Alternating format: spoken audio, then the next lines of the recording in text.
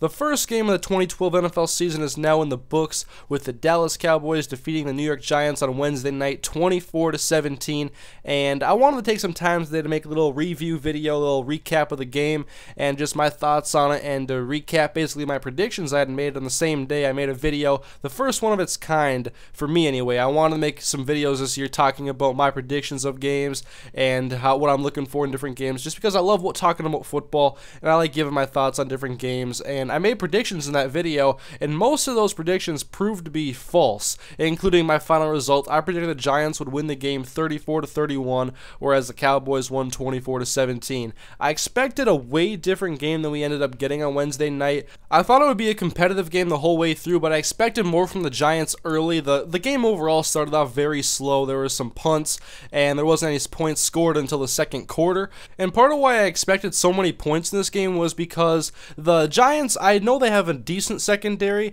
but I simply thought the wide receivers of the Dallas Cowboys would outperform them and Tony Romo would be allowed to make some big plays down the field, and he did make some big plays in the passing game. Most of them were out of the pocket. He was under pressure, a lot of inside pressure in this game, and I was especially concerned when Phil Costa went down with the injury and Ryan Cook had to come in, and the Giants defense was only credited with 2 sacks on the day, one by Rocky Bernard early, and then there was also one by Linval Joseph. JPP and Justin Tuck did not sack Tony Romo, but even when Romo had pressure, he was making good passes. Other than his interception, the interception was a very bad decision, but otherwise when he was flush out of the pocket, he was good at making defenders miss, and he was also good at finding his receivers still downfield. So I thought Tony Romo did a great job despite the blocking.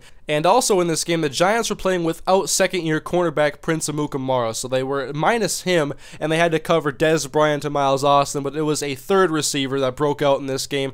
Kevin Ogletree, of course, 8 catches, a $114, and 2 touchdowns. Almost had a third touchdown, but that one was knocked away in the end zone, and he really stole the show. And I made the prediction in the preview video I made that if the Cowboys were to win, that Dez Bryant would be the guy that had a big game. So it wasn't Dez Bryant with a big game. He had 85 yards. But Kevin Ogletree definitely broke out. He's going to be one of the first guys on the waiver wire now. Everybody's going to be going for on fantasy. I'm not sure if I would be right now. I'm not going to in my fantasy league right now. He's a third receiver, and yeah, he had a great game, but I've learned from some mistakes on the waiver wire there when someone has a great week. And then also for the Dallas Cowboys, DeMarco Murray had a good game, 20 carries, 131 yards. He had that pitch in the second half that he took for 48 yards where he turned nothing into something, and it was just it was a great run by him. There was not much room to run at all. That was all DeMarco Murray. He deserved that 48-yard run. Ahmad Bradshaw had some nice runs in this game as well, including that touchdown run he had after the big pass downfield. I believe it was to Dominique Hickson,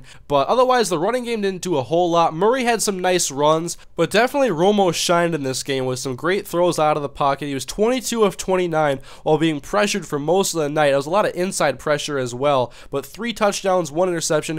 Once he threw the interception, I was a little bit scared. I could see my prediction kind of coming true there. I thought the Giants could force some turnovers on Romo, maybe a forced fumble, but definitely I thought Romo would throw 1 or 2 interceptions in this game, and he did. It was intercepted by Michael Boley, but it was actually a great play on that interception by Tyron Smith to have a horse collar tackle into the 5-yard line, because the Cowboys defense stuffed Ahmad Bradshaw on 2 runs, and then Eli Manning couldn't punch into the end zone with the pass, so they ended up scoring a field goal instead for the first points of the game. That was big right there, not to give up a pick 6 or a touchdown on the very next play. So the penalty by Tyron Smith proved to be very good. But the Giants offense didn't really play the way I expected them to play. I expected a lot more big plays in the passing game. There was that one big play to Dominique Hickson, and Cruz had some nice catches as well, so did Hakeem Nicks.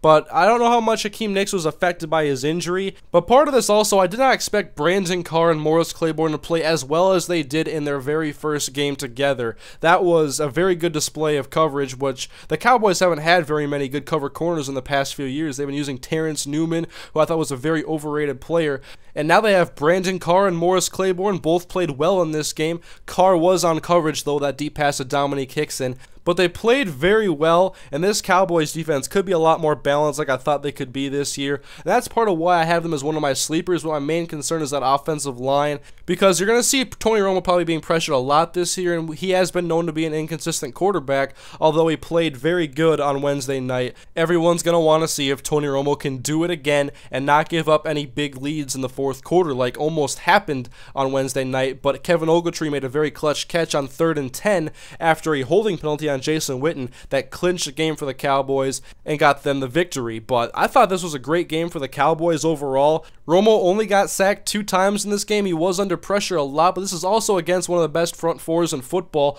So I don't think it's too disheartening to see so much pressure in a game where you're going to be going against Jason Pierre-Paul and Justin Tuck. And I think a big part of that is Tyron Smith playing at left tackle now instead of right tackle. And I don't know how true this could be, but perhaps Romo has more confidence now in his blind side being protected with Tyron Smith there, and he can focus now on what's in front of him. If he has to evade pressure, he can do so and try to make a play without forcing a pass too many times this year, although he did make that one bad throw for the interception to Michael Boley. But I have to say it was a great game for Tony Romo. Many good plays downfield, many good plays out of the pocket. Overall, I really like the Dallas Cowboys in this game, and one of the big things for the New York Giants was actually Victor Cruz and him having 3 drops in this game, and also when he made a catch in the 4th quarter, it was short of the first down marker and it forced the 4th down attempt. So if Cruz doesn't drop those passes, maybe this game plays out a little bit differently, but there were some definite miscues in this game. Also, David Wilson had a fumble, and the Giants cornerbacks could not cover the slant at all. Kevin Ogletree was beating them on those slants one after another,